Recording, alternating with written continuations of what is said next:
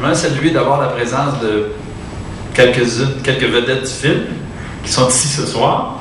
Je pense à Sylvain notamment, à Isabelle, à Denis Dutot, citoyen de Port-Meunier, ancien maire de Port-Meunier, biologiste devenu maintenant représentant de Pétrolia sur l'île. Et d'autres collaborateurs, Patrick Bonin qui sera là aussi, et puis d'autres collaborateurs, Marc, Richard, enfin Lucie, beaucoup de gens. Je me suis abreuvé vraiment, n'ayant pas l'étoffe trop scientifique, j'ai essayé quand même de garder une certaine crédibilité dans toute cette histoire. Le film, évidemment, est loin d'être un chef-d'œuvre. Je disais hier, je ne serais pas en compétition avec Denis Arcand, mais c'est plutôt avec l'autre Arcand, là. Le nouveau ministre des Ressources naturelles, de Pierre, c'est plutôt avec lui que je veux rentrer en compétition avec ce film-là. Donc, il n'y a pas de prétention. Au bout du compte, ce que je me rends compte, c'est que c'est une télésérie que j'aurais dû faire, tellement il y avait de la matière. Ce que ça pose au bout du compte, je dis, on est à l'heure des choix. Denis Dutot relaie dans le film, je lui fais dire, enfin, j'ai gardé ce moment-là où je lui fais, je ne sais pas moi qui lui fais dire, c'est lui qui le dit, mais il y aura un débat de société. Ce que je crains énormément, c'est qu'il n'y en ait pas de débat et qu'on continue de se faire mettre devant des faits établis. Comme on a agi avec la ressource du pétrole depuis des années, c'est-à-dire qu'en 2007-2008, on donne les permis pour une bouchée de pain à 10 cents de nectar à des compagnies privées en leur disant « Allez-y les boys, le champ est libre, c'est pour vous, l'État ne s'engage pas, mais on vous fait cadeau de la ressource, des droits sur la ressource. » Le PQ dit c'est le vol du siècle, c'est honteux. Et il y a 2 mois, soi-disant pour réparer le vol du siècle, on prétend qu'on se réapproprie, on reprend, c'était la ligne de com du gouvernement, on reprend possession de nos droits. Mais en réalité, les chiffres de Sylvain sont éloquents, c'est 35% des droits qu'on a repris, mais le pire dans tout ça, c'est que moi, plus j'avançais dans mon enquête, plus je me disais, au fond, ils n'arrivent pas à le financer, leur putain de projet d'exploration, c'est le principal écueil. Autant dans la saga du gaz de schiste, notre principal allié, c'était la chute des prix du gaz due au boom du gaz de schiste aux États-Unis. Autant là, je me disais, mais notre meilleur allié, au fond, c'est la compétence des compagnies pétrolières qui connaissent la business, qu'on ne convainc pas d'investir dans ce projet-là. Et ceux qu'on a réussi à convaincre, sur une base pseudo-patriotique, de souveraineté, de reprise de possession de nos droits, c'est notre gouvernement. Et c'est sûr que cette annonce-là a eu pour effet, en ce qui me concerne, de changer un peu. C'est-à-dire que j'espérais, il y a 1 an, faire un film qui gonfle, qui donne au gouvernement des arguments pour agir en bon gardien de l'intérêt public face à l'avancée des pétrolières ou à la prétention des pétrolières. Et tout à coup, le gouvernement devient le partenaire. Alors, à partir de ce moment-là, on peut se demander qui gardera les gardiens. Dans un monde où on est drogué au pétrole. Et Anticosti, moi, c'est la réalité qui m'a pété en pleine face, c'est à quel point, au fond, le pétrole fait rêver et à quel point le pétrole inquiète. On est pris dans cette contradiction-là et c'est pas demain qu'on va s'en débarrasser. L'expérience de Denis Dutot, c'est un jugement peut-être de valeur que je porte, mais pour moi, est très éloquente. C'est que Denis Dutot, c'est un biologiste de formation qui s'en va travailler comme biologiste en Anticosti et qui, après des années de tentatives de développement d'une économie viable, se résigne au beau risque du pétrole.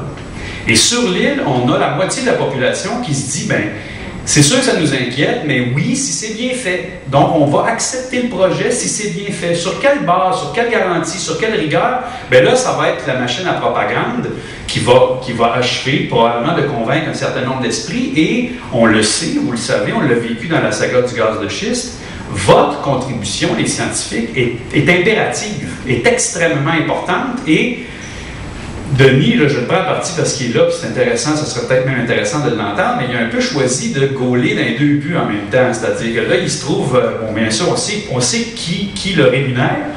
C'est d'ailleurs peut-être la seule personne qui est rémunérée pour être ici ce soir.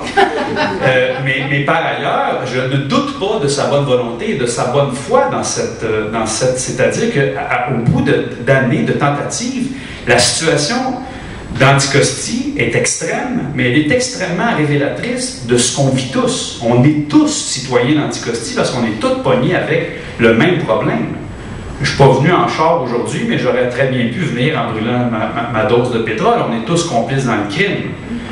Et je pense qu'il y a, enfin pour moi, au bout du compte, puis je vais terminer là-dessus, là, vous allez voir, je pense que vous allez voir mon film, puis je suis assez bavard comme ça, mais au bout du compte, il y a une exigence écologique qu'on est absolument légitimé de poser.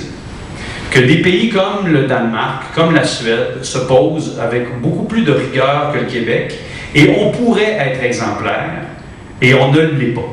Okay? On m'a confirmé aujourd'hui que le ministre de l'Environnement sera à la projection de lundi, et je vais l'apostropher là-dessus. C'est lui qui a le job maintenant, et qu'il la fasse sa job. Mais d'une part, alors l'exigence écologique, qui n'a même pas été l'ombre d'un enjeu électoral dans la dernière campagne, nous sommes absolument légitimés de la poser. L'exigence de démocratie.